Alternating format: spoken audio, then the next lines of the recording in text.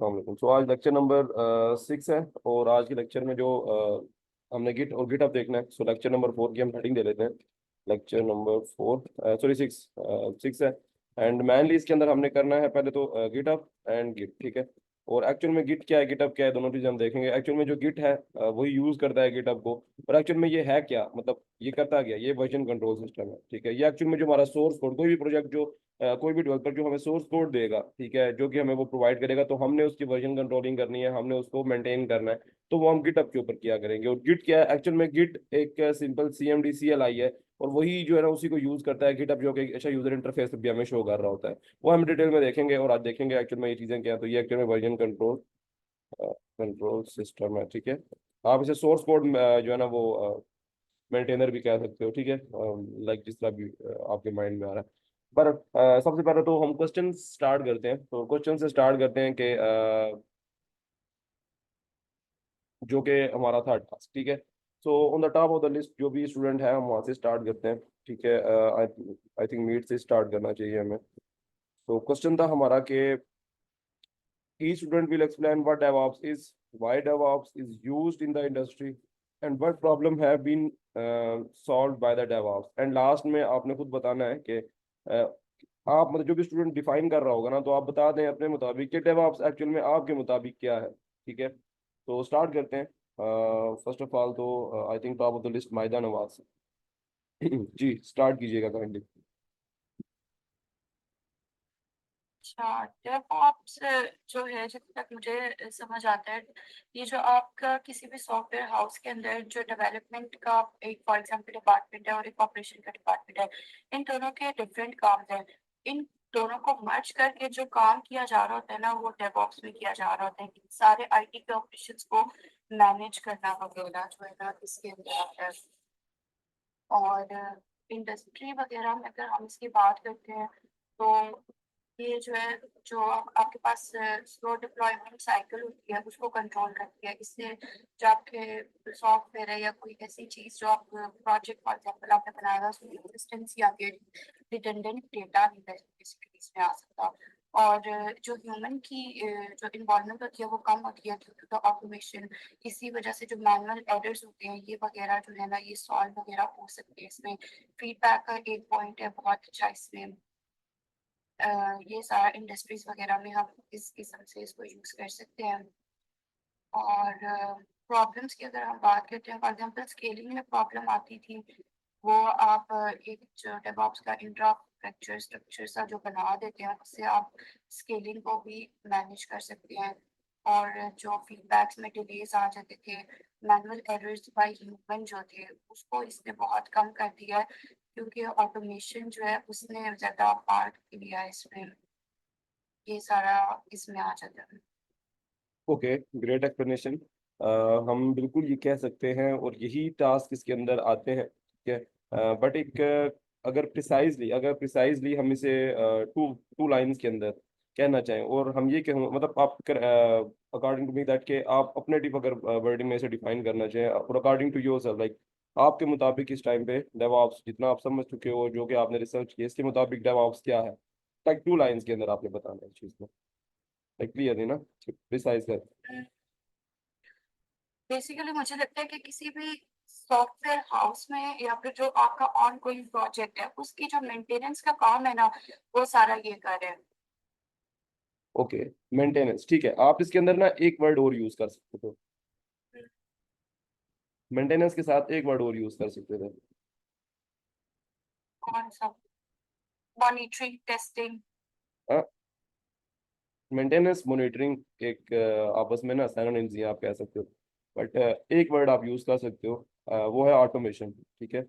सो ये दो वर्ड्स अगर आप कहते हो ना, तो ये एक कंप्लीट एक अच्छी डेफिनेशन बन जाती है। आई थिंक सो कि अगर किसी भी एक लाइन है, ठीक है, लाइक आप अगर उसके अंदर एक वन लाइन डेफिनेशन है, और अगर आप उसके अंदर दो वर्ड इस्तेमाल कर लेते हो, the first one monitoring and the second one automation, ठीक है। ये मॉनिटरिंग के बाद आप कह सकते हो मैनेजमेंट, लाइक ये सब कुछ आप इसमें आ रहा हो। उसके बाद आप कह रहे हो ऑटोमेशन। तो ये डेवऑप्स को अच्छे तरीके से डिफाइन करने के लिए ना काफी है, ठीक है। दैट ये दो वर्ड्स तो लाजमी आएंगे, मॉनिटरिंग ऑटोमेशन, सही है। So monitoring in the sense कि मेंटेन, ठीक है, मॉनिटर, लाइक मॉनिटरिंग करना एंड ये सारी एक्स्ट्रा चीजें बीच में आ जाती है। Okay great. इंशा, इंशा सर।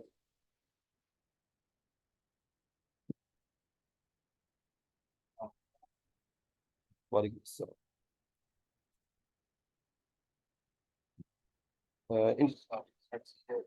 इंशा आपकी आवाज बहुत कम, मतलब एक्चुअली में ना ये इससे पहले भी था कि बाकी सबकी आवाज होती है, आपकी थोड़ी सी आवाज कम आती है। आई थिंक सो माइक का इशू होगा, बट कोशिश करें थोड़ा सा ऊंचा। सो दैट असल में रिकॉर्डिंग होती है ना, तो मैं होता है कि वहां पर भी वो रिकॉर्ड हो जाए।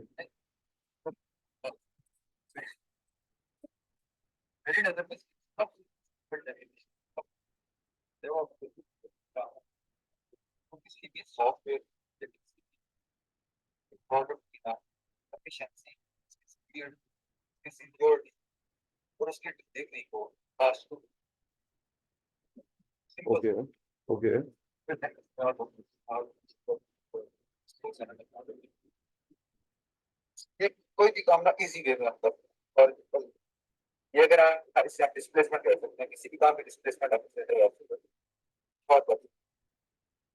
ठीक है, ठीक है। अच्छा, इंशा पहले तो ना आप ये आपकी वन वर्ड डेफिनेशन जो आपने कही है, ओके ग्रेट, ठीक है, ये आपका एक क्वेश्चन हो गया। बट ये थोड़ा सा प्रिसाइजली प्रिसाइजली तो आप बता चुके हो ना, अब थोड़ा सा मैं जानना चाहता हूं कि आप इसे थोड़ा सा ना मतलब एक्सप्लेन करो, लाइक ठीक है बट किसी इंडस्ट्री के अंदर ये कहाँ यूज हो रहा है, और लाइक इस तरीके से। बिकॉज ये वन वर्ड है, ये वन लाइन डेफिनेशन में ठीक है, टू लाइन डेफिनेशन में, बट थोड़ा सा एक्सप्लेन कर दो उसे।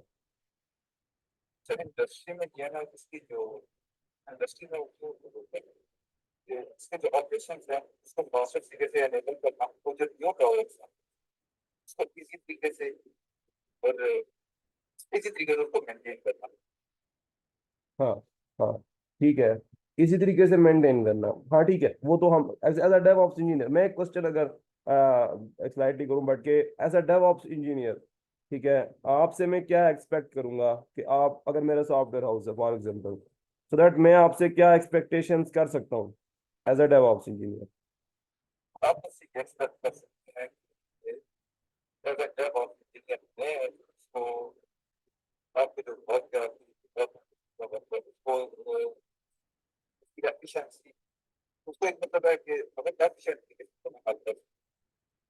हाँ, हाँ, देखो अब मैं एक चीज हमेशा कहता हूँ कि काइंडली जब भी कोई डेफिनेशन डेवऑप्स रिलेटेड हो, मुझे दो वर्ड हमेशा सुनने का दिल कर रहा होता है। वो 2 मिनट पहले मैं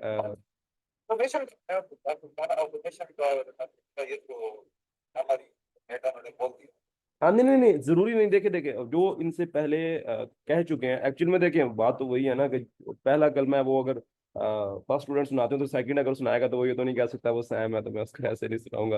देखिए जो चीज सैम है वो सैम है, आपको बतानी है, ठीक है। ठीक, आप जो जरूरी नहीं है उन्होंने जिस तरीके से डिफाइन किया, ओके आप अपने तरीके से डिफाइन करो, बट जो चीजें इंक्लूड है वो इंक्लूड है, वो आप भी बताएं, ठीक है। ऑटोमेशन, और अच्छा देखो आपने बात की एफिशिएंसी की, एफिशिएंसी वो इंक्रीज करता है। देखो हमसे एक्सपेक्टेशंस ये की जाती हैं कि जो काम पहले ट्रेडिशनल वे में, ठीक है, एक ट्रेडिशनल वे था पहले कि एक ऑपरेशनल टीम बैठी होती थी, एक डेवलपमेंट टीम बैठी होती थी, ऑपरेशनल टीम काम अपना खत्म करती थी, सॉरी जो डेवलपमेंट टीम है अपना टीम काम खत्म करके ना ऑपरेशनल टीम जो दूसरी है वो उसको देती थी, वो क्लाउड पे लेके जाना उसको, और एक काफी ज्यादा उस ट्रेडिशनल वे को खत्म करने के लिए डेवऑप्स इंजीनियर ना इस टाइम पे पिक्चर के अंदर आ रहे हैं। तो इस पिक्चर में आने का ना उनका मकसद ये एफिशिएंसी है, वो बड़ा क्लैरिटी है, बट उस एफिशिएंसी को एक्चुअल में अचीव कैसे कर रहे हैं। एज अ डेवऑप्स इंजीनियर हम लोग उस एफिशिएंसी को अचीव ऐसे कर रहे हैं कि हम ऑटोमेशन कर रहे हैं।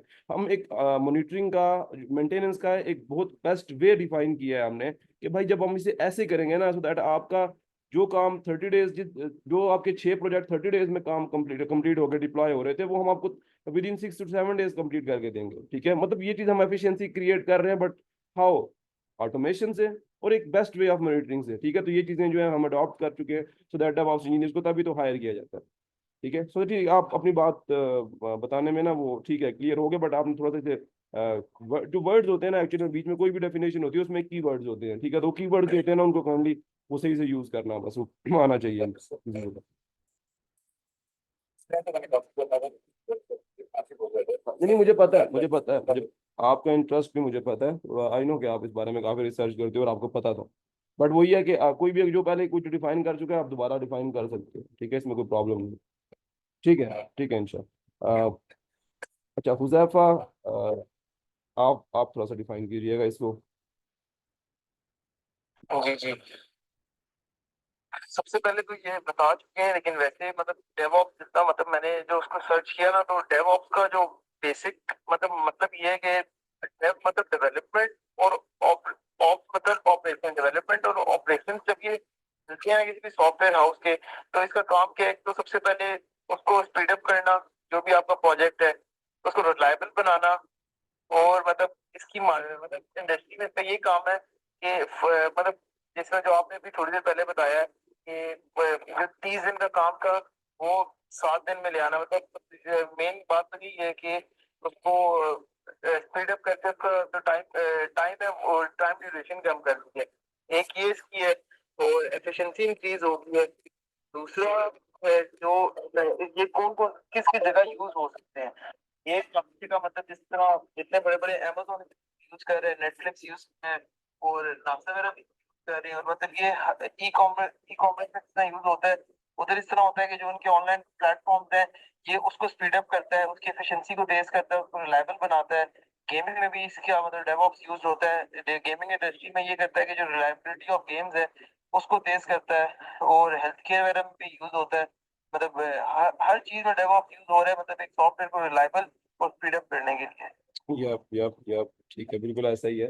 ठीक है, ये अच्छी डेफिनेशन थी, बट ठीक है, डेफिनेशन के मुताबिक सब ग्रेट, लेकिन आप हमेशा ना, जब भी मैं एक बात करता हूँ, सो दैट स्टार्टिंग से लेकर एंड तक ना, कि अच्छा ठीक है, हम इस बात को मान चुके हैं कि हम स्पीड अप कर रहे हैं, सब कुछ कर रहे हैं, अच्छा एक्चुअल में, अच्छा इसके अंदर ना मैं जरा एक क्वेश्चन मैं करना चाह रहा हूँ। एक्चुअल में अगर आपने डेवऑप्स को सर्च वगैरह किया है, तो क्या आपने कहीं पे CI/CD का नाम सुना है? ये सी है। CI/CD, ये मैं तीनों से पूछ रहा हूँ।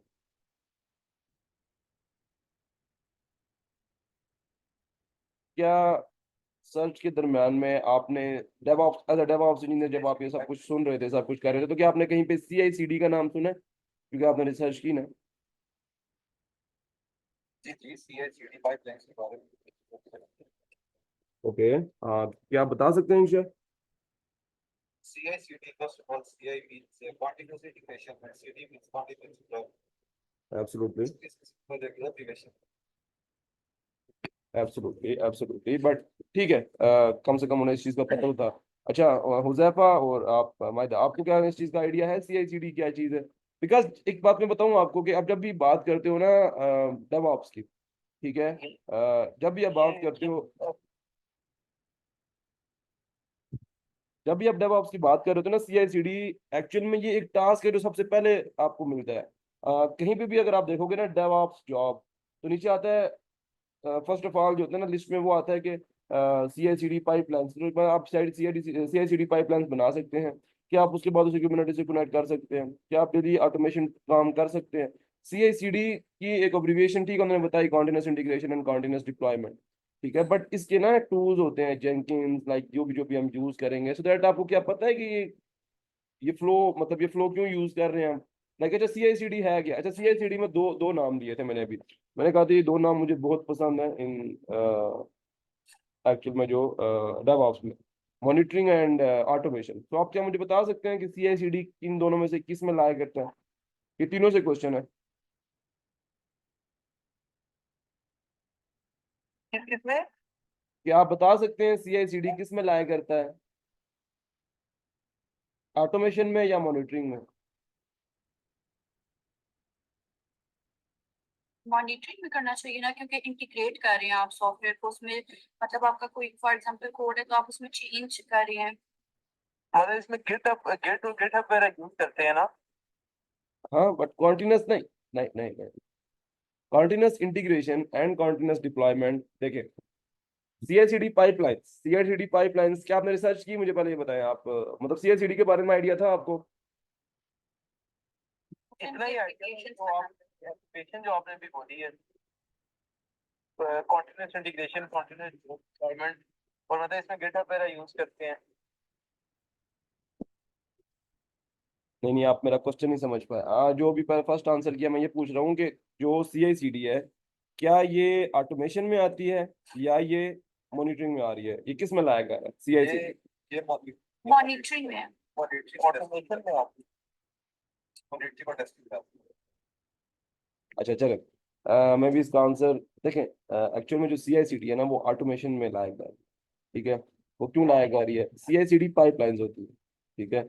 मॉनिटरिंग एक्चुअल में ये सब कुछ एक गिटहब के उन कामों में आ रहा है, ठीक है। मॉनिटरिंग एंड जो कोड को हम मेंटेन कर रहे हैं, ये सारा कुछ गिटहब के टास्क में आता है। CI/CD का एक्चुअल में काम क्या होता है? CI/CD कर क्या रहा है? CI/CD एक मैन टास्क होगा हमारा, याद रखिएगा। डेवऑप्स के अंदर एक मैन चीज ही CI/CD होगी। हमें एक पूरी पाइपलाइन बनानी पड़ेगी। वो होता क्या है पाइपलाइन? कि पाइपलाइन में करता क्या है कि वो कोड को ना फ्रॉम गिटहब फेच किया करेगा। ये मैं आपको ओवरव्यू दे रहा हूँ, ये भी नेक्स्ट हमने इंशाल्लाह नेक्स्ट करना है, ठीक है। तो वो क्या करेगा? वो प्रोजेक्ट्स को फेच किया करेगा फ्रॉम गिटहब, और ऑटोमेटिकली मैं बात कर रहा हूँ, ठीक है। इसमें हम कुछ नहीं करेंगे, ऑटोमेशन की बात कर रही है इस वक्त। वो खुद से ही गेट किया करेगा। हमने एक CI/CD पाइपलाइन डिफाइन की हुई होगी कंप्लीट जेंकिंस के थ्रू, ठीक है। जेंकिंस हम यूज करेंगे आगे। उसके थ्रू वो ऑटोमेटिकली उसकी टेस्टिंग करेगा, हमें रिपोर्ट आएगी। हमने कुछ नहीं करना है, हमारे पास आएगी। हमने एक मरतबा उसकी पाइपलाइन बना दी ना, उसके बाद हमें जस्ट रिपोर्ट आएगी। काइंडली माइक ऑफ कर दीजिएगा सारे। अच्छा, तो उनकी जो है ना वो हमारे पास उस वक्त में हमारे पास उसकी एक रिपोर्ट आएगी कि हमारे कोड स्मेल्स तो नहीं है, ठीक है। कोड में कोई इश्यूज तो नहीं है। एंड ये सब चीजें जो है ना वो हमारे पास एक रिपोर्ट आएगी। देन उसके बाद जब वो देखेगा, वो खुद ही देखेगा कि रिपोर्ट में ज्यादा इश्यूज तो नहीं है। अगर रिपोर्ट में ज्यादा इशू ना हुए तो वो ऑटोमेटिकली उसको क्या करेगा? डिप्लॉय कर देगा, ठीक है, हमसे बिना पूछे। मतलब हमने एक दफा बता दिया ना कि ये चीजें हैं, ये रिस्ट्रिक्शंस हैं। अगर तुमने ये पास किया, ये टेस्ट पास किया, तो ऑटोमेटिकली इस वाली ऐप को डिप्लॉय कर दो।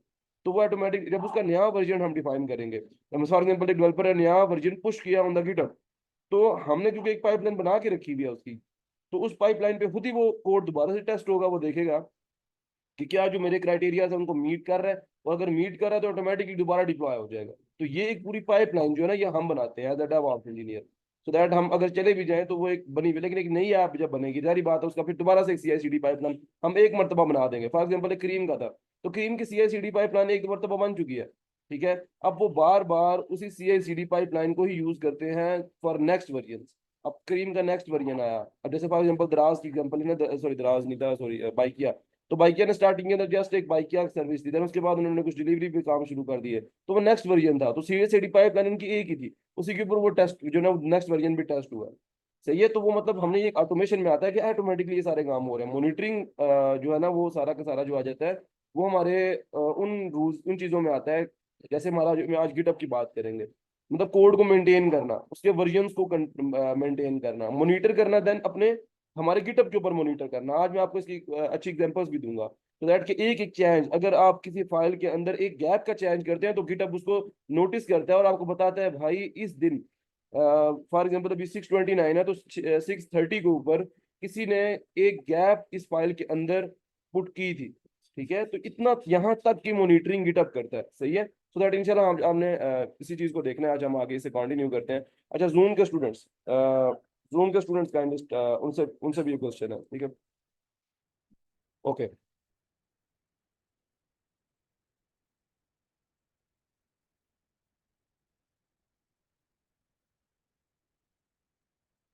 अच्छा मैं इनका माइक ऑफ।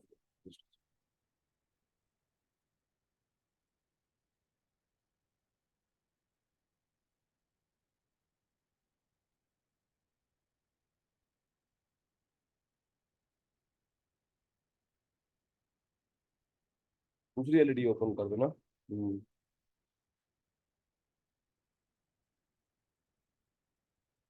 दूसरी ओपन कर दो। हाँ, हाँ,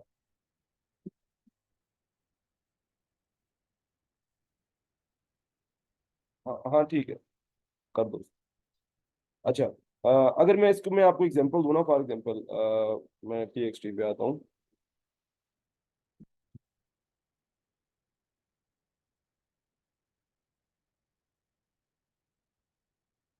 ओके, सो अगर मैं एग्जांपल दूं आपको गिटहब की, ठीक है, तो गिटहब के मैं आपको बता रहा था। देखिए गिटहब हमारे पास एक यूजर इंटरफेस के साथ आता है। यूज वो भी गिट को यूज कर रहा होता है। गिट एक्चुअल में क्या है, ठीक है, गिट एक्चुअल में रिस्पॉन्सिबल है फॉर डिफरेंट लाइक वो वर्जन। एक्चुअली तो ये था कि आपको पहले साथ हम एक चीज तो बड़े क्लियर है कि यार ये एक वर्जन कंट्रोल सिस्टम है। फॉर एग्जाम्पल हमने एक यूजर था, ठीक है, एक डेवलपर था, फॉर एग्जाम्पल एक जैसे कि भी स्टार्टिंग में आपको एक अब्रिविएशन का वो क्लियर हुआ है, सो दैट के यार गिट हब जो है ना वो सॉरी जो डेवऑप्स है वो एक्चुअल में डेवलपमेंट ऑफ ऑपरेशन, वो ठीक है, वो एक बना इसी तरीके से।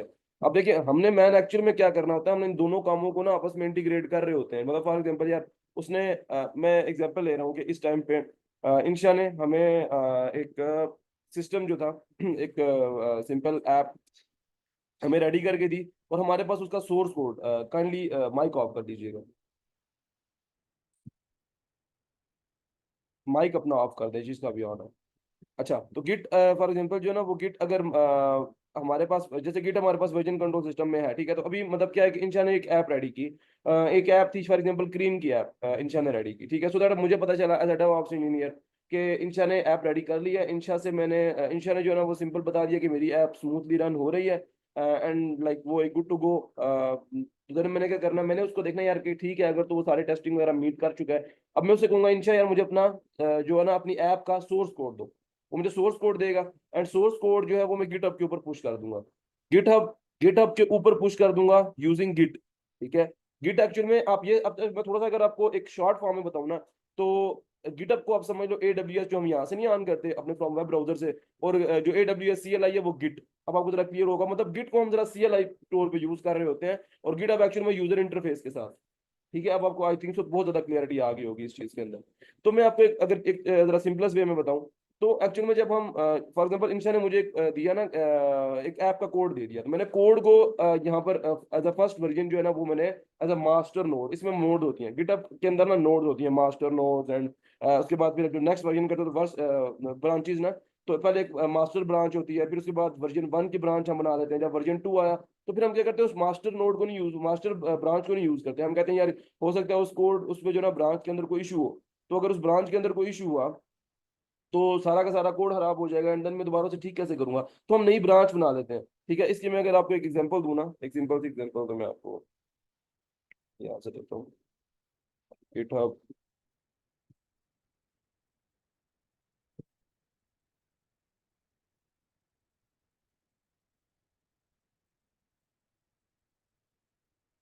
गिटहब अपनी ब्रांचेस कैसे मेंटेन करता है, मैं आपको कुछ ये समझाना चाह रहा हूँ, तो आई थिंक सो ये बेस्ट है।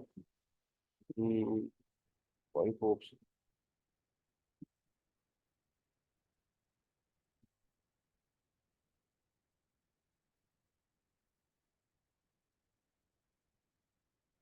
ठीक है, तो ये देखें आप, अब इसमें एक चीज क्या हुई है, हमारे पास ये हमारे पास एक मास्टर थी, फॉर एग्जांपल हमने क्या किया एज अ डेवऑप्स इंजीनियर, मैंने सबसे पहले एक मास्टर नोड बना ली, ठीक है, मैंने एक रेपोजिटरी बनाई, फॉर एग्जांपल वो क्रीम की, इंशा ने मुझे क्रीम ऐप दी, तो मैंने क्रीम नाम से एक रेपोजिटरी बनाई, क्रीम ऐप के नाम से, और मैंने एक मास्टर बना के ना, जो इंशा ने मुझे कोड दिया था, मैंने वो सारा का सारा इसमें डाल दिया, और उसको डिप्लॉय करके उसका फर्स्ट वर्जन रिलीज कर दिया। फर्स्ट वर्जन रिलीज हुआ, लोगों ने यूज की ऐप, और मुझे पता चला यहाँ पर आके जब मैं लोगों ने यूज की, ठीक है, कुछ टाइम गुजरा, और उसके बाद मुझे पता लगा कि नहीं यार एक बग आ गया है, ठीक है। और जैसे कोई बग आया, तो हमने क्या कहा कि यार यहाँ पर रुको, और एक बग की नई एक ब्रांच बना लो, ठीक है। तो नहीं मतलब, क्योंकि मैं जो इसमें तो एक बग आ गया था, तो मैं इस मास्टर ब्रांच को उसमें यूज नहीं करूंगा, मैं क्या करूंगा, मैं एक नई ब्रांच क्रिएट करूंगा, और उसका नाम मैं बग फिक्स रख दूंगा। तो उस बग फिक्स नाम की ब्रांच के अंदर हमने क्या किया, हमने उस बग को फिक्स किया, और आपस में इसको मर्ज कर दिया, मतलब दोनों को आपस में जोड़ दिया कि अब बग फिक्स हो चुका है, तो अब इसको आपस में मास्टर के साथ मर्ज कर दूंगा। अब हो सकता है एक टाइम गुजरे, एक टाइम के बाद मुझे पता लगा कि यार नहीं, क्रीम के अंदर ना पहले सिर्फ कार का सिस्टम था, मुझे बाइक्स का सिस्टम भी इंट्रोड्यूस करना चाहिए। तो जब मैंने बाइक जो है ना वो फीचर इंट्रोड्यूस करने की कोशिश की, तो उसने मुझे एक नए फीचर की ब्रांच ओपन करनी पड़ेगी। तो ये वही बता रहा है कि जब भी आप कोई काम करते हो, तो आप नई ब्रांच जो है ना वो ओपन करते हो, अपनी मास्टर के अंदर सारे काम नहीं करते, और आपके पास ये वर्जन के हिसाब से सिस्टम पड़ा हुआ होता है। मतलब फॉर एग्जाम्पल आपके पास एक मास्टर का पूरा कोड पड़ा हुआ होगा, आपके पास एक बग फिक्स का उसके मुताबिक सारा कोड पड़ा हुआ होगा, आपके पास एक फीचर का अलग से एक पूरा कोड पड़ा होगा। तो आप अपने फीचर को भी बैक कर सकते हो, मतलब आप चाहते हो कि यार नहीं ये फीचर कुछ अच्छा नहीं था, तो मुझे बैक आना है, तो आप बैक आओगे, तो आपके पास वो फीचर को निकाल के जो आपके पास सोर्स कोड है वो आ जाएगा। अगर आप कहोगे नहीं यार जो मैंने बग फिक्स किया है ना वो कुछ अच्छा नहीं लगा मुझे, तो मुझे इस बात को वापस लाना है, तो आप उस बग को भी वापस लाओगे, इस वाली को खत्म करोगे, एंड देन उसके बाद आप वापस उस वाली बैक ट्रैक करके आप वापस भी यानी कि अपने मास्टर के अंदर आ सकते हो। तो यानी कि गिटहब आपको ना एक बहुत जबरदस्त वे इस तरह का डिफाइन करके देता है कि आपके जितने भी प्रॉब्लम्स हैं, जितनी भी आपके सोर्स कोड को मेंटेन करना, उसको शेयर करना अपने टीम मेंबर्स के साथ, 8-9 मेंबर्स जब इकट्ठा यूज करते हैं गिट और गिटहब को, सो दैट वो कैसे यूज करेंगे, सो दैट वो कैसे यूज करेंगे, लाइक वो सारे की सारी जितनी भी प्रॉब्लम्स हैं वो सब कुछ गिटअप अपने पास कंट्रोल करता है। मतलब 8 लोगों ने, फर्क मैं आपको एक और एग्जांपल देता हूँ क्योंकि ये मैन एग्जांपल है कि यार देखो 8 लोगों ने गिटअप को यूज करना है, ठीक है। जब 8 लोग गिटअप को यूज करेंगे, अब मैं एग्जांपल आपको जरा दूसरी दूंगा। फॉर एग्जांपल आपका एक यूनिवर्सिटी प्रोजेक्ट है FIP का, 4 लोग हैं उसके अंदर। अब उसके अंदर 4 लोग हैं और आप लोगों को पता है यार कि अगर मैंने एक यानी कि एक ही प्रोजेक्ट है और एक प्रोजेक्ट को 4 लोगों ने मेंटेन करना है। आप लोगों ने डिस्ट्रीब्यूट कर लिया कि यार इस फीचर के ऊपर ये काम करेगा, इस फीचर के ऊपर ये करेगा, ये करेगा एंड ये करेगा। 4 लोगों ने अपने आपस में डिस्ट्रीब्यूट कर लिया है जो काम है ना, उनको आपस में डिस्ट्रीब्यूट कर लिया। अब आप लोगों का यार के फॉर एग्जाम्पल आपने एक को सिर्फ सेंड की, ठीक है, और उसने कहा यार काम करो, तुम इस फीचर के ऊपर काम करो। दूसरे को भेजी सिर्फ, उसने कहा यार तुम इस फीचर के ऊपर काम करो। दूसरे को बोला यार तुम इस पे काम करो। चौथे का, लास्ट में उसे मर्ज कैसे करोगे आप लोग? क्या उसकी एक एक, अब हो सकता है किसी ने सोर्स कोड कहीं से बदला दिया हो, आपको कैसे पता है कि उसका सोर्स कोड कहाँ से बदल गया? यानी कि आप लोग एट अ टाइम कभी भी एक प्रोजेक्ट के ऊपर काम नहीं कर सकते। अगर आपके पास गिटअप है तो इसकी प्रॉब्लम के साथ गिटअप कैसे सॉल्व करेगा फिर इस प्रॉब्लम को? गिटअप कहता है भाई अपनी अपनी ब्रांचेस बना लो, अपनी अपनी डिफरेंट ब्रांचेस बनाओ। ब्रांचेस बनाने के बाद देखो कि क्या वो मास्टर के साथ कंपेटिबल हैं कि नहीं। अगर चारों ने अपना अपना काम करो और एंड पे आपस में सबको मर्ज कर लो, और मर्ज करो, देखो क्या वो ठीक चल रहा है। पहले तो आप ओपनली देखो कि क्या वो ठीक चल रही है कि नहीं, अदरवाइज बाद में उसे मर्ज कर लो। तो यानी कि बहुत जबरदस्त सॉल्यूशंस प्रोवाइड करता है कि आपके बहुत ज्यादा मेंबर्स जो है ना वो एट अ टाइम, ठीक है, एट अ टाइम किसी भी प्रोजेक्ट के ऊपर काम कर सकते हैं, ठीक है। उसके बाद आपकी जो मैन इसके है वो है वर्जन कंट्रोल, कि आपके 8 वर्जन हैं अगर किसी ऐप के, तो आप उन 8 वर्जन को एट अ टाइम कैसे मेंटेन करते हो। आपने किसी वर्जन के ऊपर बैक आना है तो आप बैक कैसे आओगे? अगर किसी वर्जन 8 से वर्जन 1 की तरफ वापस आना तो वो भी आप आ सकते हो, और उसमें कैसे आओगे? गिट आपको इंट्रोड्यूस करके देता है। तो गिटअप एक बहुत जबरदस्त चीज है आपकी पूरी की पूरी सॉफ्टवेयर हाउस, अगर आपकी इंडस्ट्री है या कुछ भी है, तो उस सबको उस उन सब जो ना उन सब के प्रोजेक्ट के जो सोर्स कोड है उनको मेंटेन करने के काम आता है गिटअप, ठीक है। तो गिट हर चीज को, एक एक चीज को मॉनिटर करता है। तो आई थिंक सो काफी ज्यादा अच्छी एक्सप्लेनेशन तो मैंने दे ही दी है। बाकी हमें यह है कि इसको थोड़ा सा देखते हैं। मैं इसको अपने सिस्टम के अंदर इसको इंस्टॉल करके आपको दिखाता हूँ, सो दैट देखें। अगर आपको मैं आपको गिटअप से पहले थोड़ा सा इंट्रोड्यूस करवाता हूँ। अच्छा, गिटअप तो वैसे बड़ा मशहूर है, अगर आप लोगों ने यूनिवर्सिटी स्टूडेंट्स हैं तो फिर तो आप लोगों को पता ही होगा, क्योंकि मोस्टली लोग जो हैं वो अपने यूनिवर्सिटी के प्रोजेक्ट गिटअप से ही उठा रहे होते हैं। जो गिटअप आजकल तो ज्यादातर FIP भी लोग गिटअप से उठा रहे हैं। बहरहाल एक अच्छी बात नहीं है, बट वैसे बात कर रहा हूँ मैं। मतलब फॉर एग्जाम्पल अगर आपको कुछ भी चाहिए तो वो मैं अभी गिटअप में आपको सिर्फ गिटअप की एग्जाम्पल एक दे देता हूँ। गिटअप गिटअप ओपन करते हैं, ये तो गिटअप है जहाँ से आप उसका अकाउंट बनाएंगे। मेरा अकाउंट बना हुआ है, आप अपना अपना अकाउंट बना लीजिएगा। अकाउंट बनाना बहुत आसान है। इसके ऊपर ये कोई AWS नहीं है या कुछ और नहीं है, बहुत आसान है। आप यहाँ से अपना सिंपल, जैसे आप लोग कोई इंस्टाग्राम का अकाउंट बनाते हो ना, उससे भी ज्यादा आसान है, ठीक है। तो अपना ईमेल डाल के आप साइन इन कर सकते हो और बहुत ज्यादा इजीली आप अपना अकाउंट बना सकते हो। तो ठीक है, तो यहाँ से साइन अप करो और यहाँ पर आपका ईमेल पूछेगा, और यहाँ से आप अपना ईमेल एड्रेस इंटर करेंगे and then next next next करके आप जो चीज़ें वहाँ से पूछेगा, पासवर्ड क्रिएट करके आप अपना अकाउंट बना लें।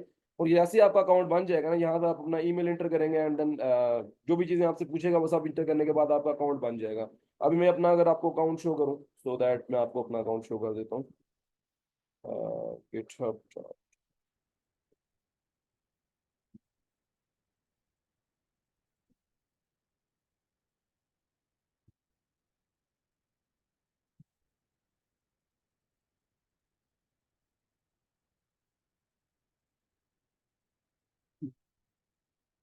ओके, साइन इन कर ले तो आई थिंक तो साइन इन नहीं है।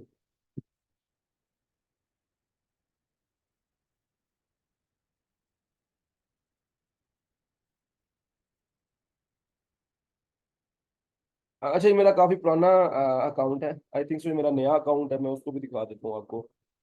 ये तो काफी पुराना अकाउंट है। दैट ये जो मेरा गिटअप का अकाउंट था अप्रोक्सीमेटली, ये मेरी सारी रेपोजिटरीज। अच्छा, मैं थोड़ा सा आपको डिफाइन कर देता हूँ ये गिटअप फिर में काम कैसे कर रहे हैं। ये सो मैनेज कर दो इसको। ओके, सो एक्चुअल में ये गिटहब है और इसके अंदर ये मेरे सारे के सारी एप्स है, ठीक है। इसमें मेरी शेड्यूल मेकर था, कुछ डेस्कटॉप ट्यूटोरियल, उसके बाद ट्रैक का पोर्टफोलियो था, एप्स ग्रिड ये मेरी कंपनी की ऐप थी, और उसके बाद एक ये एप्स ग्रिड एंड देन ये एक सिंपल सी मैंने बनाई हुई थी। बहरहाल ये सिंपल और है, और मैं यहाँ से अगर शो मोर पे क्लिक करूंगा तो इतनी नहीं है, बहुत सी होंगी। और बहुत से अलग, ये फेडरल बोर्ड का एक प्रोजेक्ट जो मैं कर रहा था उसकी है, और ये आई थिंक सो प्राइवेट होगी। और उसके अलावा बहुत सी और है, ठीक है। थर्ड एम्पायर सिस्टम था, ये कुछ गेम वगैरह, और ये सब रेपोजिटरी मेरी सब की सब एप्स हैं जो कि बहुत टाइम पहले कभी बनाई होंगी मैंने। आई थिंक सो अगर मैं इस रेपोजिटरी की बात करता हूँ, ये 2022 में बनाई गई थी। 29 मार्च में मैंने इसको अपडेट भी किया था। ठीक है।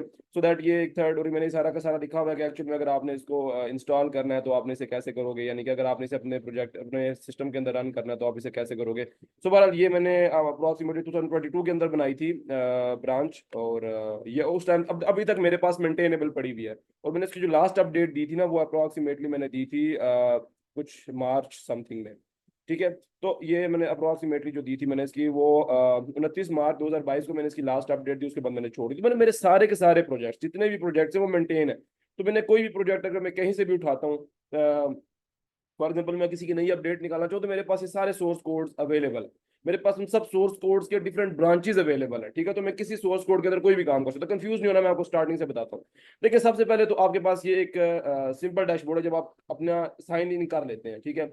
साइन इन करने के बाद आपके पास ये आपका कुछ सेटिंग्स है रिलेटेड आपकी अपनी है, ठीक है। आपकी रेपोजिटरीज ये सारी की सारी, आप जो रेपोजिटरीज के ऊपर क्लिक करेंगे तो आपकी सारी की सारी जो रेपोजिटरीज हैं वो यहाँ पर लिस्ट हो जाएंगी। ये साइड में रेपोजिटरीज थी ना, यही वाली सारी की सारी यहाँ पर आ जाएंगी आपके पास। सो आप देखोगे तो ये आपके पास जितनी भी आपकी रेपोजिटरीज है ना वो सारी की सारी यहाँ पर लिस्ट हो जाएंगी। ये वो सारी रेपोजिटरीज जिन पर काम किया हुआ होता है, ठीक है। इसमें तो 2023 की कुछ 2023 के अंदर बनाई गई हैं, ठीक है। कुछ 2022 के अंदर बनाई गई हैं और कुछ 2021 की भी होंगी, आई थिंक वो दूसरे अकाउंट में होंगी। बहरहाल तो ये सब की सब अब यहाँ से अगर आप अभी जब आप अपना अकाउंट बनाएंगे तो आपके पास ऐसी कोई रेपोजिटरी शो नहीं हो रही होगी, बिकॉज आपने अभी इस टाइम बिल्कुल इम्पिटी होगी। तो आपने यहाँ से क्या करना है, आप यहाँ से न्यू पे क्लिक करेंगे और आपकी एक न्यू रेपोजिटरी क्रिएट करना चाह रहे हो, ठीक है। तो यहाँ से आपकी हमेशा, जब एक चीज मैं आपको बता दूं, आपकी जो भी रेपोजिटरी होगी ना वो हमेशा आपके यूजर नेम के स्लैश के ऊपर होगी, github.com/ your user name and slash जो भी है। देखिए मैं फॉर एग्जांपल आपको यहाँ से अगर करके दिखाऊं ना, अगर आप सिंपल एक रैंडम सर्च करते हैं ना गिटअप को, तो गिटअप हमेशा ऐसे ही करता है, आपके यूजर नेम के साथ करता है github.com, और मैं स्लैश अगर I think so double T है या नहीं, T and 0, सो दैट अगर जस्ट आप अपने github.com/ के साथ वेट मैंने स्पेलिंग गलत लिखी होंगे, github.com, जस्ट सेकंड में देखना शायद नाम, अच्छा ठीक है, हाँ वो डबल ओ नहीं है, डबल जीरो है। अगर मैं शेड्यूल मेकर के ऊपर भी क्लिक करता हूँ ना तो यहाँ पर इसका वो आ जाएगा, ये देखें, ठीक है। तो ये मतलब सिर्फ डबल जीरो था, मैंने वो गलत टाइप कर दिया। यहाँ मैं इसको ये कर देता हूँ, ठीक है।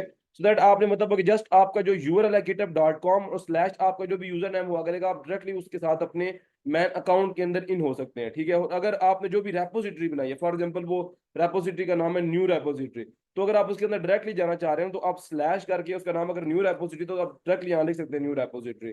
अगर मैं फॉर एग्जांपल मैं आपको समझाना ये चाह रहा हूँ, फॉर एग्जांपल अगर ये देखें मेरा ये गोल शेड्यूल मेकर नाम से ना एक यहाँ पर एक रेपोजिटरी है, ठीक है। तो इस रेपोजिटरी का जो नाम ये देखेंगे आप, तो वो मेरे पहले मेरा यूजर नेम है एंड देन स्लैश के ऊपर मेरा क्या आ रहा है, स्लैश के ऊपर मेरा उस रेपोजिटरी का नाम आ रहा है। तो बड़ा सिंपल है कि आपका सबसे पहले हमेशा जो है ना github.com, देन मेरा यूजर नेम आता है एंड देन यूजर नेम के बाद आपका जो है वो स्लैश के ऊपर आपका जो है वो रेपोजिटरी का नाम आ रहा होता है। तो आपको मान लीजिए इस बात समझ आ गई कि इसके अंदर होती पहले एक तो आपका यूजर नेम है और आपकी रेपोजिटरीज होती हैं। आप आपकी जितनी भी रेपोजिटरी है उस आपका सोर्स कोड है, आप डाउनलोड वगैरह कर सकते हो और सब कुछ आपको पता है, डाउनलोड जिप करके डाउनलोड कर सकते हो। और ये अगर आपने इसे डाउनलोड करना है फ्रॉम GitHub CLI, तो आपको ये वाली जो है ना गिट रैपो क्लोन कर सकते हैं आप पूरी की पूरी, और वो भी बड़े अच्छे तरीके से वो आप गिट के थ्रू करते हैं। वो मैं आपको दिखाता हूँ अभी आप कैसे कर सकते हैं। फॉर एग्जाम्पल मैं आपको थोड़ी सी एक नई रेपोजिटरी बना के दिखा देता हूँ। अच्छा मेरा डिफरेंट अकाउंट है, आई थिंक तो ये एक तो पुराना अकाउंट है, जो नया अकाउंट है उसके ऊपर भी डिफरेंट रेपोजिटरी, पर मैं आपको प्रैक्टिस के लिए आई थिंक तो ये अकाउंट बेहतर है, मैं इसी अकाउंट से आपको काम करवा देता हूँ। तो हम क्या करते हैं, गिटहब ट्यूटोरियल फॉर एग्जांपल मैं यहाँ से नई रेपोजिटरी बना लेता हूँ आप लोगों के लिए। अभी देखिए मेरे पास अभी करंटली जो मेरा यूजर नेम है वो वही होगा। अभी मैं यहाँ से रेपोजिटरी बना रहा हूँ और मैं इसको पब्लिक ही बनाऊंगा। तो रेपोजिटरी में बना लेता हूँ DevOps के नाम से, ठीक है, DevOps, एंड डिस्क्रिप्शन इसकी मैं रख देता हूँ नथिंग, या चलो all content related to my DevOps, and मैं इसको पब्लिक ही रखता हूँ और उसके बाद मैं यहाँ से क्रिएट रेपोजिटरी पे क्लिक कर देता हूँ। तो मेरी एक नई रेपोजिटरी क्रिएट हो जाएगी और इसकी जो डेट होगी वो एब्सोल्युटली मेरी आज की डेट होगी, जो अप्रॉक्सीमेटली जो 2024-27 समथिंग है। सो दैट मैं इससे क्या करता हूँ, मैं वापस आता हूँ अपने मैन अकाउंट के अंदर और अब यहाँ देखूंगा तो मेरे पास जो है वो ओके रेपोजिटरी के ऊपर क्लिक करता हूँ। तो ये देखो मेरे DevOps की जो है वो एक रेपोजिटरी बन चुकी है, जो कि बिल्कुल अभी अभी अपडेटेड ना हो, यानी कि अभी इसी टाइम करंटली जो है वो बनी है, बिल्कुल नहीं। और लेकिन अगर मैं अगर मैं फॉर एग्जांपल ना, अगर मैं डेस्कटॉप ट्यूटोरियल के अंदर या मैं इस तरह किसी रेपोजिटरी के अंदर जाता हूँ तो मुझे कुछ सोर्स कोड वगैरह मिल जाता है, लेकिन अगर मैं इसके अंदर जाऊंगा तो मेरे पास कोई सोर्स कोड वगैरह नहीं पड़ा हुआ, ठीक है। इसमें रीड भी पड़ी हुई है, आई थिंक सोर्स करा, वो पुराना वर्जन था, पर कुछ ना कुछ है इसके अंदर, कोई फाइल पड़ी हुई है। बट अगर मैं आपको यहाँ पर इस वाली फाइल के अंदर लेके जाऊंगा जो मैंने अभी करंटली बनाई है, तो उसके अंदर अभी तक कुछ नहीं पड़ा, क्योंकि मैंने अभी तक कोई भी कंटेंट पब्लिश ही नहीं किया है इसके ऊपर। तो आप देखोगे जो डेव ऑप्स है वो बिल्कुल अभी खाली है, ठीक है। तो ये वाला जो कंटेंट होगा ना, ये बिल्कुल अभी खाली होगा। अभी इस वाली रैपो के अंदर बिल्कुल कुछ भी नहीं पड़ा होगा, देख रहे हैं आप, बिल्कुल अभी इस टाइम पे खाली है। तो इनमें से आप कोलैबोरेटर्स वगैरह इनवाइट कर सकते हैं, बहरहाल वो भी नेक्स्ट की बात है, वो मैं आपको बताता हूँ। सो दैट गिटअप, अभी हम थोड़ा सा गिट को थोड़ा देखते हैं। गिटअप हमने देख लिया है, थोड़ा सा हमने गिटअप को देखा। अब इसके अंदर चाहे कोलैबोरेटर्स वगैरह क्या होते हैं मैं आपको साथ ही बता देता हूँ कि टाइम कंज्यूम कर देगा वरना। अब फॉर एग्जाम्पल आपके पास ये है, ठीक है, डेवऑप्स। मैं वापस आता हूँ इसके अंदर। आप इस रेपोजिटरी के अंदर हो, तो इस रेपोजिटरी के अंदर आप कोलैबोरेटर्स को एंटर करना चाह रहे हो। कोलैबोरेटर्स का मतलब आप कहते हो ये मैंने रेपोजिटरी बनाई है और ये रेपोजिटरी के ऊपर मेरे 10 टीम मेंबर्स काम करेंगे। मेरी कंपनी है और मैंने ये repository as a DevOps engineer बनाई है और मुझे पता है कि यार ये 10 डेवलपर इस प्रोजेक्ट के ऊपर काम करेंगे। तो आपने क्या करना है, आपने उन 10 के 10 की ईमेल लेनी होती है और 10 की ईमेल लेके यहाँ से कोलैबोरेटर्स को इंटर करना पड़ता है। अब यहाँ से आप ऐड पीपल करोगे और एक एक करके भी ये कुछ और मतलब कुछ कोलैबोरेटर्स वगैरह होते हैं, आप वहां से इंटर कर सकते हो, ठीक है। या आप यहाँ से जो है ना उनको बाय नेम भी इंटर कर सकते हो और बाय ईमेल भी आप उसे, ठीक है। तो यहाँ पे कहते हैं by user name, by full name और बाय ईमेल, आप किसी तरीके से भी इसमें कोलैबोरेटर जो है ना अपने इस प्रोजेक्ट के अंदर इंटर कर सकते हैं। तो भी आपने अगर 20 करना है, 30, जो आपकी मर्जी, आप देखोगे आप उसे इंटर कर सकते हो, ठीक है। ये तो हो गया इनके कोलैबोरेटर्स की बात। उसके बाद हमने इसके अंदर मैन, अगर आपको मैं सिंपल सिंपल साइकिल दिखाऊं ना, तो आप इसका जो सिंपल साइकिल है ना वो बड़ा इजी फंडा है इसका। देखें, गिटअप कुछ ऐसे होता है। गिटअप के अंदर गिटअप, ठीक है, गिटअप का जो मैन है फंडा, अगर आपने उसके अंदर लॉग इन करना है तो आपका यूजर नेम शो हो जाएगा, ठीक है। तो आप यहाँ यूजर नेम, एंड देन अगर यूजर नेम के बाद आप देखोगे तो यूजर नेम के बाद जो है ना आपका रेपोजिटरी का नाम आएगा। तो मतलब आपके हमेशा आपके गिटअप के अंदर रेपोजिटरीज होती है, रेपोजिटरी होती है, ठीक है। एंड देन रेपोजिटरीज के अंदर आपका सोर्स कोड होता है एंड दैट्स इट। और इसी सोर्स कोड के अंदर आपके डिफरेंट वर्जन होते हैं या आप जितनी भी ब्रांचेस वगैरह बनाते हो, ठीक है। अगर मैं आपको एक मशहूर रेपोजिटरी से मिलवाऊं जो क्यूबरनेटीज है, जो डेवऑप्स की अपनी एक रेपोजिटरी है, गूगल ने इसे मेंटेन किया हुआ है, तो क्यूबरनेटीज गिटहब, ये देखिए इन्होंने अपने कोड को कैसे मेंटेन किया, मैं आपको दिखाना चाह रहा हूँ। ये मेरी रेपोजिटरी नहीं है, ठीक है, ये गूगल की रेपोजिटरी है, बट उसने पब्लिक की हुई है तो हम उसे देख सकते हैं। ऐसे बहुत से लोग हैं जिन्होंने अपनी सारी की सारी रेपोजिटरीज पब्लिक की हुई होती हैं, तो हम उसे देख सकते हैं। So just wait a minute. Let's see. Okay, so इसको ओपन कर लेते हैं।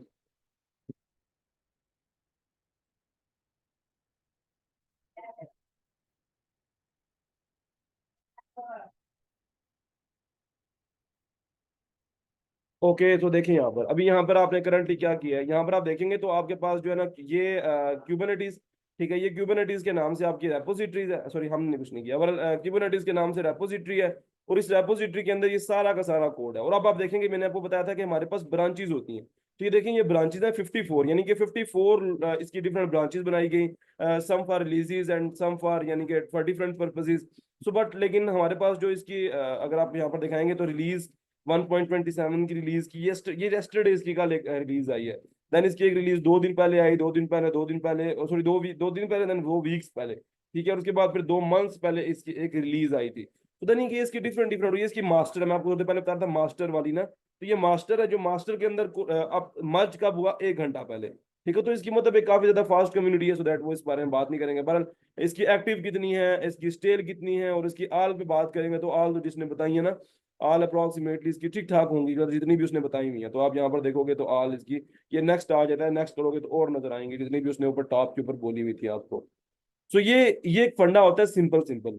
मतलब आप ये कह सकते हो कि ये आपका सिर्फ सोर्स कोड है और सोर्स कोड को मेंटेन कर रहे हो। अब आप लोग कहोगे यार इस पे ऊपर कोड पुश कैसे करते हैं, बहुत ईजी है, बहुत ज्यादा ईजी है कोड को पुश करना, ये सब कुछ करना। अब तो आपके पास इसके बहुत ईजी टूल्स आ गए। आपके पास जो है ना वो अच्छा, आप अगर किसी ने वीएस कोड इस्तेमाल किया है ना, तो वीएस कोड भी इसको सपोर्ट करता है। एक्चुअल में मैं अगर आपको बताऊं तो एक्चुअल में माइक्रोसॉफ्ट का तो आपको पता ही होगा ना, तो माइक्रोसॉफ्ट का वीएस कोड भी है, माइक्रोसॉफ्ट का ये गिटहब भी है। फिर गिटहब है ना, ये माइक्रोसॉफ्ट ने ऑन किया हुआ है, पहले ये किसी और कंपनी का था। पहले ये आई थिंक सो, मुझे इस कंपनी का नाम नहीं याद आ रहा, बट माइक्रोसॉफ्ट ने इसे बाय कर लिया था। और अब ये तकरीबन 100% ही माइक्रोसॉफ्ट ऑन करता है और माइक्रोसॉफ्ट ने ही इसे फ्री किया है, पहले ये पेड था। तो अगर आप यहाँ पर देखोगे ना इसके पास, अभी मैं इसको बंद कर देता हूँ, तो अगर आप यहाँ पर देखोगे ना तो यहाँ पर इन्होंने वैसे ही गिटअप का ऑप्शन पहले दिया होता है, सोर्स कंट्रोल।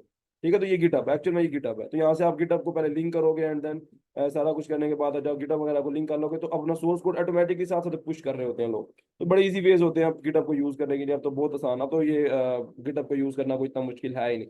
पहले तो सिर्फ कमांड्स हम कोड को पुश करते थे, अब तो आप आपके पास गिटअप डेस्कटॉप भी है, उसको भी मैंने काफी टाइम यूज किया। ये सब कुछ आप एक्सप्लोर करोगे तो आपको सब कुछ समझ आ जाएगी। मैं कुछ आपको चीजें आज करके दिखाऊंगा। ये गिटअप डेस्कटॉप भी है। इससे क्या होता है मैं आपको थोड़ा सा इसका फंडा समझाता हूँ। ये 6 प्रोजेक्ट्स हैं, ये सबको प्रोजेक्ट्स रेपोजिटरीज होती हैं। ठीक है, रेपोजिटरीज का मतलब एक प्रोजेक्ट, ठीक है ना। ये प्रोजेक्ट को रेपोजिटरी कहते हैं। एक रेपोजिटरी मतलब एक रेपोजिटरी के अंदर आपका एक पूरा प्रोजेक्ट होता है। आप नई एक नया प्रोजेक्ट बनाओगे, इसका मतलब है आप नई रेपोजिटरी बनाओगे अपने गिटहब के अंदर। कंफ्यूज नहीं होना इस चीजों से। ओके, तो ये अब इसमें देखें, ये बड़ा इजी फंडा है। ये इसके अंदर क्या होता है, ये उन्होंने सबसे आसान आई थिंक सो के किया था। अभी एक गोल शेड्यूल मेकर के नाम से हम एक ऐप पे काम कर रहे थे, पर ये उसकी अभी कोई चेंजेस कमिट नहीं है। अगर आपने करना हो इस पे, ये होता है फाइल पे क्लिक करके ना, आपने यहाँ से अगर न्यू रेपोजिटरी बनानी है, आप नहीं पहले तो कनेक्ट करना पड़ता है इसको। ये स्टार्टिंग में आपसे पूछता है यूजर नेम पासवर्ड जो आपका वहां पर होता है ना, उसे पूछोगे तो ये कनेक्ट हो जाता है। मतलब ये जो है ना मेरा ये वाला डेस्कटॉप, ये इसके साथ कनेक्टेड है। तो यहाँ से मैं न्यू रेपोजिटरी क्लिक करता हूँ, और जब भी मैं उस फोल्डर के अंदर अपने वीएस कोड के अंदर काम कर रहा होता हूँ ना, तो यहाँ पर आ जाता है कि commit to change, commit to main. तो मैं कमिट कर देता हूँ। तो कमिट करूंगा तो ऑटोमेटिकली वो सब कुछ पुश हो जाता है। ठीक है, तो बड़ा आसान हो गया। अब तो मुश्किल ही नहीं, आप तो डायरेक्टली यहाँ से कमिट पे क्लिक करोगे, जो दिन में आपने पूरा दिन काम किया है कमिट टू मैन करोगे, सब कुछ आपका कमिट हो जाता है। सो दैट अभी मैं आपको समझाता हूँ एक्चुअल में ये काम करता कैसे, इसकी मैन कमांड्स क्या है, मैं इसके बारे में आपको बताता हूँ ताकि आपको और अच्छे तरीके से क्लैरिटी है। गिटअप के अंदर 3 ही मैन कमांड्स होती हैं। गिटअप काम कैसे करता है आपको गिट से ही समझ आएगा, ऐसे आपको कभी समझ नहीं आएगा। मैं आपको सिंपल पहले तो सीएमडी ओपन करके दिखाता हूँ। सबसे पहले तो आप लोगों ने गिट को इंस्टॉल कर लेना है। ठीक है, गिट देखें, ये जो चीजें ना गिट डेस्कटॉप ये सब कुछ अब नया आ चुका है, बट गिट को ही दोबारा बताना जरूरी है क्योंकि आपको सब गिट से ही समझ आएगी कि एक्चुअल में गिट काम कैसे कर रहा है। तो मैं आपको थोड़ा सा गिट की तरफ लेके जाता हूँ।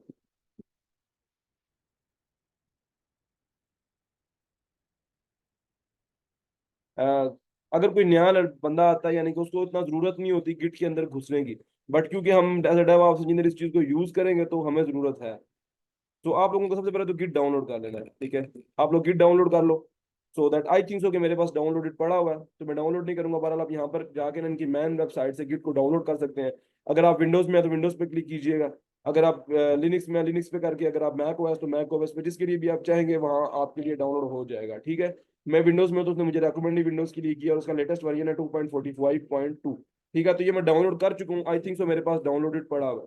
अगर आप वेरीफाई करना चाह रहे हो तो आप यहाँ से सीएमडी ओपन कर लो, और सीएमडी ओपन करने के बाद आई थिंक सो मैं अगर गिट माइनस माइनस वर्जन के ऊपर क्लिक करूँ तो मैं देखूँ मेरे पास कौन सा वर्जन पड़ा हुआ है। तो मेरे पास गिट का वर्जन 2.45.0 पड़ा हुआ है, और लेटेस्ट इसका 2.45.2 है। मतलब कुछ टाइम पहले मैंने इसे इंस्टॉल करके रखा हुआ था, तो मुझे जरूरत नहीं है, अभी इतना पुराना नहीं हुआ, तो मैं इसे अभी करंटली यूज कर सकता हूँ। ठीक है, तो दैट मुझे कोई इशू नहीं है। ओके, तो मैं सीएमडी ओपन कर लेता हूँ।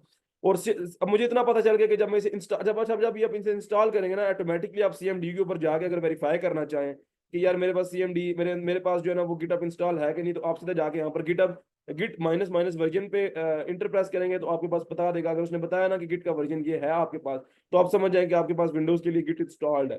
तो गिट मेरे पास इंस्टॉल्ड है। अब जरा देखते हैं इसका जादू थोड़ा सा। मैं इसको ऑफ करता हूँ, मैं क्या करता हूँ, मैं यहाँ से एक प्रोजेक्ट क्रिएट करता हूँ। फॉर एग्जाम्पल अभी मैं एग्जाम्पल ले रहा हूँ मैं कि हम एक काम कर रहे थे गिटअप के ऊपर, और वो प्रोजेक्ट हम एक नया प्रोजेक्ट हम बनाने वाले थे और हमने उसे मॉनिटर करना है। मैं इतना बड़ा कोई प्रोजेक्ट नहीं बनाऊंगा, मैं इसे लिनक्स में ही करता, बट आई थिंक सो की जरूरत नहीं है लिनक्स में करना है। लिनक्स में भी सेम तरीके से कमांड्स होती हैं। मैंने आपको बताया अगर लिनक्स है ना तो लिनक्स की कमांड्स कभी चेंज नहीं होती। सेम ऐसे ही कभी भी गिट और गिटअप की कमांड चेंज नहीं होती। चाहे आप लिनक्स में इस्तेमाल करो, चाहे आप मैक में इस्तेमाल करो, चाहे आप जिधर मर्जी इस्तेमाल करो, इसकी कमांड्स कभी भी चेंज नहीं होती। सो स्टार्ट करते हैं। सबसे पहले मैं एक प्रोजेक्ट क्रिएट कर लेता हूँ। मैं आ जाता हूँ अपने डी के अंदर, और डी के अंदर जो है मैं यहाँ पर एक क्रिएट कर लेता हूँ एक फोल्डर, और इस फोल्डर के अंदर एक फोल्डर और क्रिएट करता हूँ मैं। इस फोल्डर का नाम मैं रख देता हूँ माय प्रोजेक्ट। ठीक है, माय प्रोजेक्ट। तो मैं चाहता हूँ कि इस माय प्रोजेक्ट को ना मैं मुकम्मल तरीके से इसको एक एक चीज यानी कि इसकी एक एक चीज को मैं मॉनिटर करूँ। तो दैट मुझे क्या करना पड़ेगा, सबसे पहले तो मुझे यहाँ पर, अच्छा यहाँ पर आपके पास गिट, आप अगर एक चीज मैं आपको और बता दूँ, यार cancel, come on. Just read it.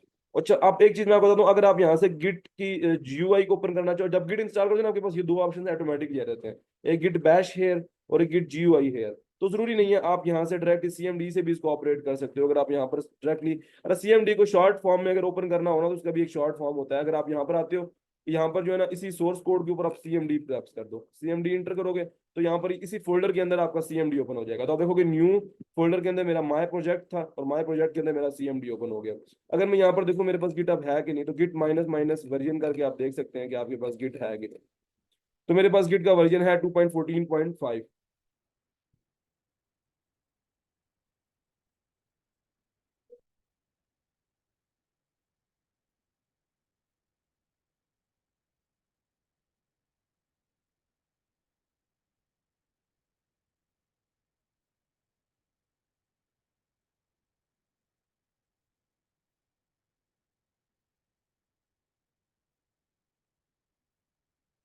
Okay, so start करते हैं। सबसे पहले कुछ चीजें जो मैं आपको स्टार्टिंग से बताना, अगर आपने बताना है कि यार मेरी इस वाली फोल्डर को, मेरे इस फोल्डर को मॉनिटर करें, ठीक है, अगर आप बताना चाहते हो ना कि मेरे इस वाले फोल्डर को मॉनिटर करें, तो आपको सबसे पहले यहाँ पर एक रेपोजिटरी क्रिएट करनी पड़ेगी। देखिए वहां पर तो आपको पता चल गया था कि रेपोजिटरी क्रिएट करने के लिए आप, क्योंकि हम स्क्रिप्टिंग सीख रहे हैं यार, हमें तो पता होना चाहिए कमांड्स के बारे में, हम डेवऑप्स इंजीनियर हैं, ठीक है। तो सबसे पहले तो अब यहाँ पर सबसे पहले तो एक फाइल क्रिएट कर लो। अब यहाँ पर हमने रेपोजिटरी क्रिएट करनी है, बट हम किसी चीज को मॉनिटर भी तो करना चाह रहे हैं। तो उसको मॉनिटर करने के लिए मैं क्या करता हूँ, मैं एक टेक्स्ट डॉक्यूमेंट सिंपल मैं टीएक्सटी फाइल ओपन कर देता हूँ और मैं इसका नाम रख लेता हूँ कैलकुलेटर। ठीक है, मैं एक सिंपल एग्जांपल दे रहा हूँ, लॉजिक के ऊपर ना जाइएगा, मैं आपको सिर्फ वर्जन कंट्रोल सिस्टम समझाना चाह रहा हूँ। तो मैं यहाँ पर लिख देता हूँ a = 1+1।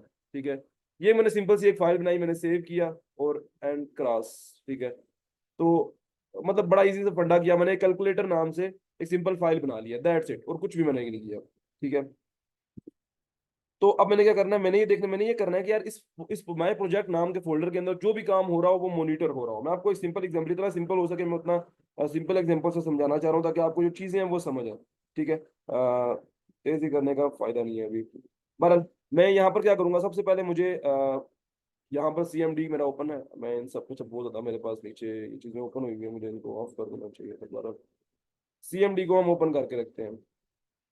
ठीक है, और यहाँ से ना हम सबसे पहले क्योंकि मेरे पास गिट वगैरह इंस्टॉल्ड है, आई नो कि वो सब मेरे पास इंस्टॉल्ड पड़ा हुआ है, तो मैं क्या करूंगा, मैं यहाँ सबसे पहले गिट इनिट इंटर कर दूंगा। गिट इनिट से क्या होता है, इनिशियलाइज्ड एम्प्टी गिट रेपोजिटरी इन डी, उसने गिट रेपोजिटरी ऑटोमेटिकली क्रिएट कर दी है। ठीक है, गिट इनिट से क्या होता है, गिट इनिट जैसी कमांड आप प्रेस करते हैं, इंटर प्रेस करते हैं, तो आपकी एक एम्प्टी रेपोजिटरी क्रिएट हो जाती है इसी फोल्डर के अंदर। वो मुझे बता रहा है कि भाई आपकी D new folder my project के अंदर जो है ना डॉट गिट एक क्रिएट हो चुका है। अब आपको हो गया यार डॉट गिट, वो तो कहीं नजर ही नहीं आ रहा, वो नजर नहीं आता। एक्चुअल में ये एक आप इसे कह सकते हो ना, वो अगर आप लोगों को शायद कुछ पता हो, लाइक मोबाइल्स के अंदर भी कुछ ऐसी चीजें होती हैं लाइक जो आपको नजर नहीं आ रही थी बट वो एग्जिस्ट कर रही होती हैं, और अगर ढूंढनी हो तो आपको ना वहां से शो प्राइवेटेड फाइल्स या एप्स करके आपको वो सेटिंग्स ऑन करनी पड़ती है, देन आपको तो सेम होता है। डॉट गिट हमारे पास यहाँ पर क्रिएट होगी, और यही डॉट गिट ये आपको बता रहा है कि भाई एक डॉट गिट नाम से मैंने इसके अंदर क्रिएट कर दिया, जो आपको नजर नहीं आएगा बट एक्चुअल में वो मैंने क्रिएट कर दिया है। और उसका काम ये है कि आप इसके अंदर जो भी काम करेंगे, आप इसके अंदर कुछ भी करते हैं, उन सबको जो मॉनिटर करना, ये सारा जो है ना वो इसका काम है। तो मतलब अगर आप एक छोटी सी, अगर आप यहाँ पर नई फाइल क्रिएट करते हैं, तो वो आपको बताएगा कि भाई इस फोल्डर के अंदर एक फाइल क्रिएट हुई है। वो कौन बताएगा, वो आपकी ये फाइल जो हमने डॉट गिट फोल्डर के अंदर जो हमने ये जो डॉट गिट फोल्डर होता है, एक्चुअली में इसके अंदर और भी फाइल्स होती हैं, पर ये हमें बताता है कि भाई इसके अंदर ये काम हुआ है, इसके अंदर ये काम हुआ है। अब इसके अंदर किसी ने फाइल बनाई है, अब इसके अंदर किसी ने जो है वो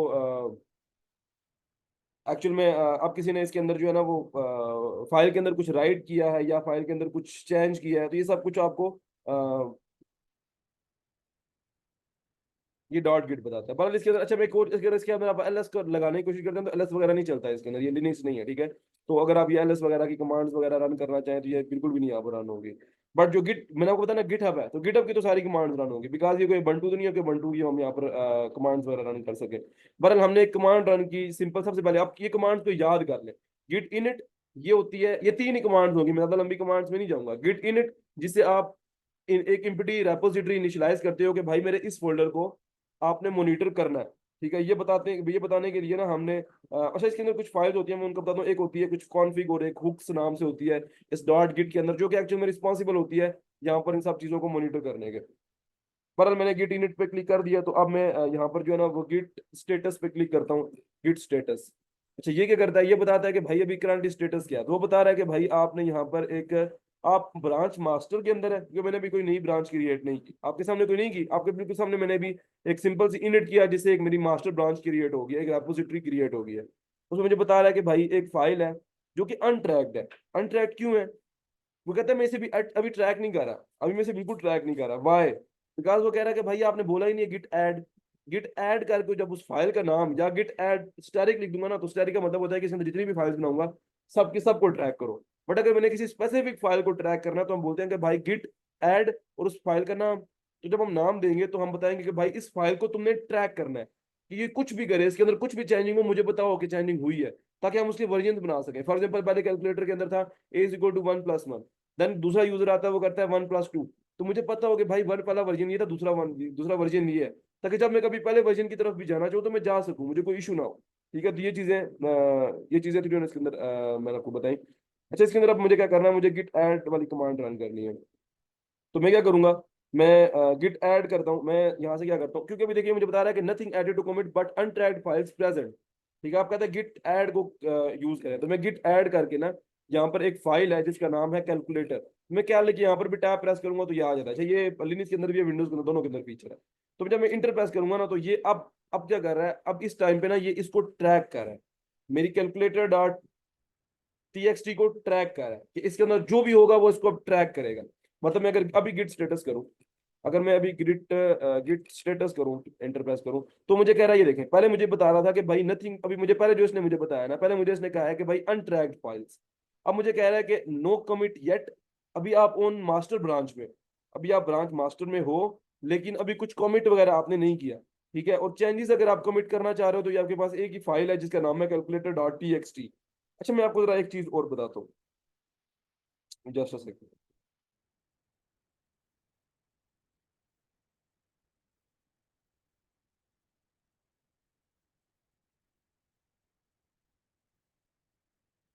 मैं क्या करता हूँ, मैं इसके अंदर चेंज कर, फॉर एग्जाम्पल मैं कैलकुलेटर था ना, मैं कैलकुलेटर के अंदर 1+1 था, मैं कर लेता हूँ 1+1+2। ठीक है, तो मैंने कुछ चेंज कर दिया फाइल के अंदर, मैं सेव करता हूँ और उसके बाद मैं इसको यहाँ से बंद कर देता हूँ। ठीक है, अब देखिएगा, अब अगर मैं यहाँ पर जो है ना गिट स्टेटस पे क्लिक करूँ, मैं वापस आता हूँ। अच्छा मैंने बहुत ज्यादा नीचे ब्रश डाल दिया इसका बार। तो अब देखिए, अब मैंने क्या किया, मैंने चेंज किया है। तो अगर पहले तो मैंने जब गिट स्टेटस किया था तो उसने मुझे बोला था कि भाई आप ब्रांच मास्टर के अंदर हैं और अभी तक कुछ चेंज नहीं हुआ, चेंजेस टू बी कमिटेड कुछ भी नहीं। लेकिन अगर मैं अब करता हूँ गिट स्टेटस, तो देखें अब मुझे कह रहा है कि भाई कमिट तो आपने नहीं किया, बट एक्चुअल में changing not stage for commit, वो कह रहा है कि यार मॉडिफाइड हुई है। वो कह रहा है कैलकुलेटेड डॉट टीएक्सटी के अंदर ना किसी ने कुछ मॉडिफिकेशन की है, मतलब इसके अंदर ना कुछ चेंज किया गया। अब आपको यार ठीक है, मतलब अगर किसी ने कर दिया और मुझे नहीं पता कि यार उसने किया क्या है, तो अगर आप वो भी देखना चाहो कि यार किसी ने क्या चेंजिंग की है किसी भी फाइल के अंदर, तो ये मैं आपको बहुत छोटी एग्जांपल दे रहा हूँ, मैं आपको दोबारा बता रहा हूँ, ये बहुत बड़े लेवल पे काम करने वाले होते हैं। बट जितना भी, लेकिन एक बड़ी अच्छी मिसाल है कि गिट और गिटहब को या इन चीजों को जितना भी इजी करके समझाओ ना, जितने छोटी चीजों पर समझाओ उतना अच्छा समझ आता है। तो कोशिश होती है एक फाइल के ऊपर समझा दें आपको ये सारा। तो देखिए जब इसके ऊपर ना ये एक्चुअली में पूरा प्रोजेक्ट हो सकता है, इसके अंदर हो सकता है 12,000 फाइल हो, तो 12,000 फाइल को ट्रैक करने के लिए कुछ ये कमांड वही होगी, गिट ऐड स्टैटिक करूंगा तो वो सबको ट्रैक करेगा, जैसे मैं एक फाइल को ट्रैक करूँ तो कंफ्यूज नहीं होना। बरल मैं यहाँ पर क्या करूंगा, यार मुझे ये चीज तो पता चल गई कि यार इसके अंदर मैंने जब गिट स्टेटस किया ना, मुझे पता लग गया कि नहीं यार किसी ने मेरी फाइल को ना कैलकुलेटर डॉट टीएक्सटी को तो मुझे बता रहा है कि यार नहीं इसके अंदर ना किसी ने कुछ चेंजिंग करने की कोशिश की है। अब आप देखना चाहते हो कि यार चेंजिंग की गया है, तो आप यहाँ पर एक कमांड होती है गिट डिफ, ये होता है गिट मुझे डिफरेंस बताओ कि क्या हुआ है। तो वो बता रहा है कि यार आप ना पहले एक्चुअल में जो पहले था ना, हुआ ये है कि स्टार्टिंग के अंदर ए इज इक्वल टू 1+1 था।